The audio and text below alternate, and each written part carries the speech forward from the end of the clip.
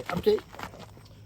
So the 3D printed part obviously doesn't stand up to use on the car, warps.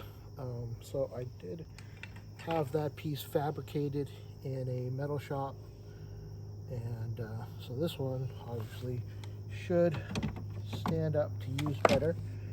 Fits pretty well, fits perfectly. Okay.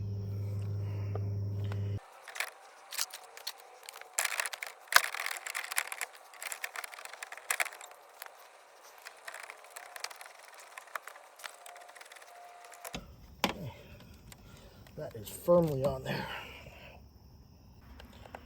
And let's put the plate back on.